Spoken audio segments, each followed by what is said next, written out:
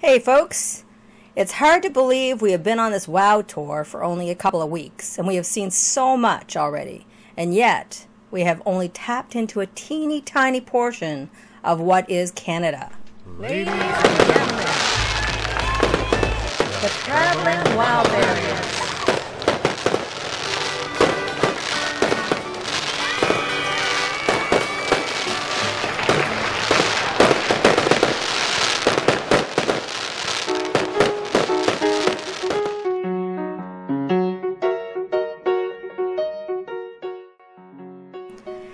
As you know from our last video, we are in Manitoba.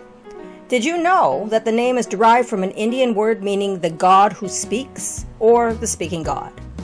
It is also the home of many Mennonite villages, and we have come across just such a historic settlement. 8 townships in this vicinity were set aside by the Canadian government for exclusive use of Mennonite settlers from South Russia. From 1874 and 1878, almost 3,000 Mennonites settled here. They held a tradition of farming where the fields were arranged in long strips around the villages. They were eventually abandoned, however, for the more traditional fields we see today.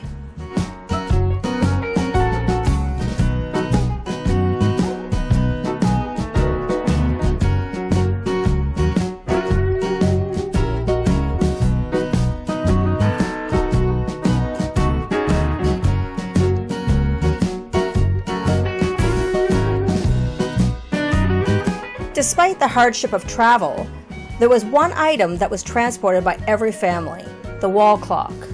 Once the family home was established, it was considered complete only upon the mounting of the family clock.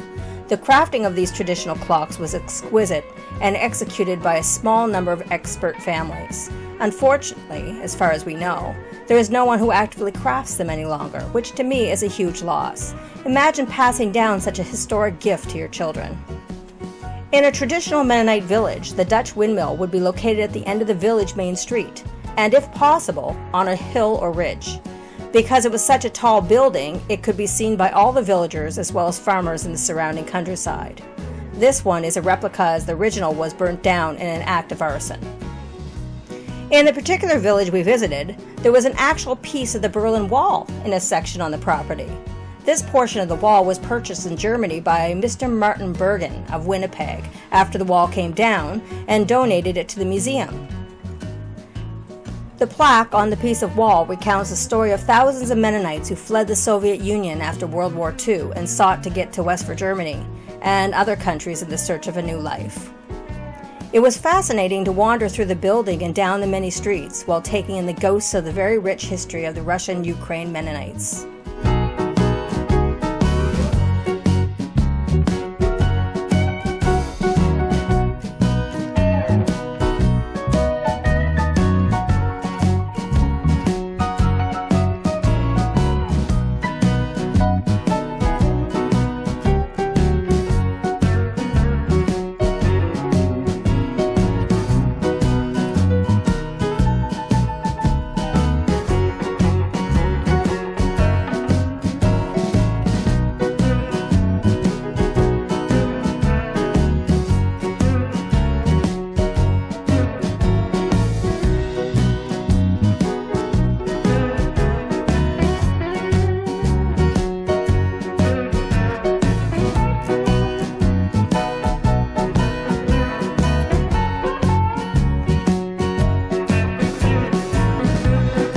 From there, we were off to Winnipeg, the capital of Manitoba.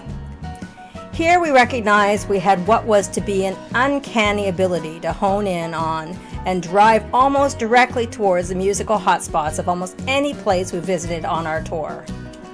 It looks like we stumbled onto our first summer festival, which was a stunning introduction to the city. And let me say, the street party was hopping.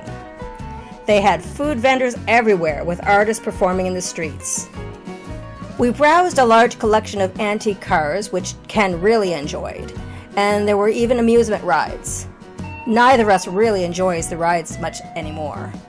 We do love to people watch though, and there was much of that this day. With almost an unending list of sights to see, events to visit, and incredibly enough, even more festivals to come, Winnipeg was going to be a very difficult place to move on from. Stay tuned for the continuing adventures on our WOW tour.